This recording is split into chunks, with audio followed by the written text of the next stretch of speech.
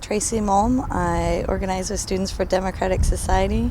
On September 24th, my apartment, along with the homes of 4 other people and the office of the Anti-War Committee, were raided by the FBI. We have since found out this is an investigation stemming from a spy that some agency brought into the Anti-War Committee around the RNC, and are criminalizing the solidarity work that we do around Colombia and Palestine. The only travel that I've ever done outside of the U.S. is to the West Bank in 2004. It's not very recent, so part of why I was so stunned on September 24th. They said this was about my travel there, and I looked at my watch and said, this is 6 years later. You guys have some... I traveled with 3 other women from Chicago. At my apartment, they took pictures, countless files. They took my computer, my cell phone, newspapers that I had in my home. They took a scarf at one point. 10 of us attended Attorney General Holder's speech. We believe that he has many crimes against the people that he needs to answer to. The one that's most pressing for many of us, and especially for myself, is that he is one of the 2 people that have the ability to call off the witch hunt against us, to call off this fishing expedition that's criminalizing people who speak out against U.S. foreign policy in Colombia and in Palestine.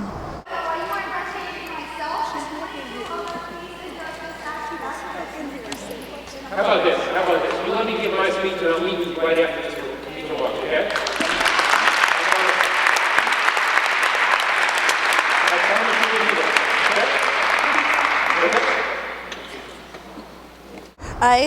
I stood up and spoke first, asking him why he's investigating the 23 of us and when he will end this investigation. He responded with agreeing to meet, that he would meet with myself.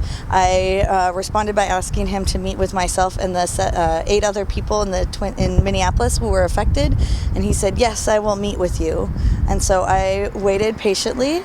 The other people who were in attendance, I think, did a very brave thing, and I also asked their questions, including questions about why he defended Chiquita Banana, when in fact they acknowledged that they were sending guns and weapons to the paramilitary group, the AUC, which is listed on the U.S. terrorist list. At the end of his speech, I followed him to the back and did meet with him. He rescinded the offer to meet with all of us and said that it was myself or no one. I sat down in a room of him, the Minneapolis U.S. Attorney, B. Todd Smith, I believe, and basically tried to get him to answer why this is happening, and his response to many of my questions as to why we're being attacked is, well, we're going to have to agree to disagree.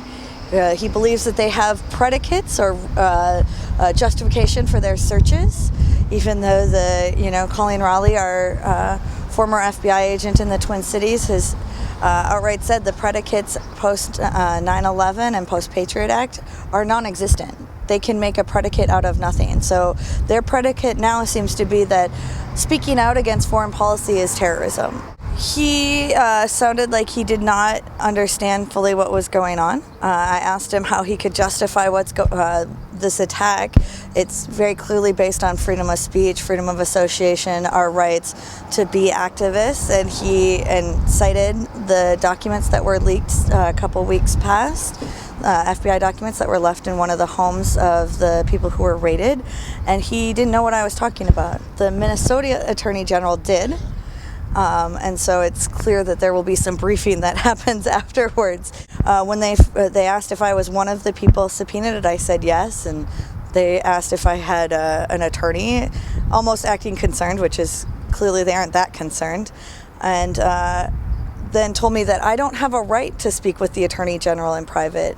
So he gets, all these rights to go around the country and speak and do his dirty work and to enforce U.S. foreign policy through legally attacking those who question it. And we don't have a right to speak to the man, is what essentially they were telling me.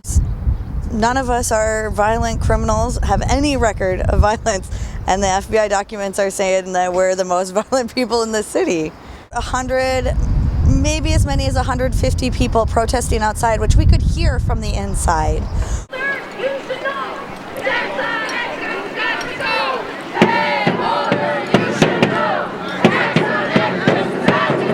I made it very clear at the end of my meeting with him that he can claim that we're just disagreeing, but the fact is that there is a movement and 100 and some people standing outside of that building that agree with me and believe that he needs to call it off. We also made our point. It's not very often that you get to go directly to the source of power that can change things, and we did. And whether or not he does that, he at least knows that we will not let him rest while we have the ability to fight. The local U.S. attorney actually has nothing to do with our case. It's all centered out of Chicago. So he would not be very useful. He also, through his kind of physical presence and his body gestures, he was not very excited that we had chosen the methods that we had. I don't get the sense that he's a big fan of us either.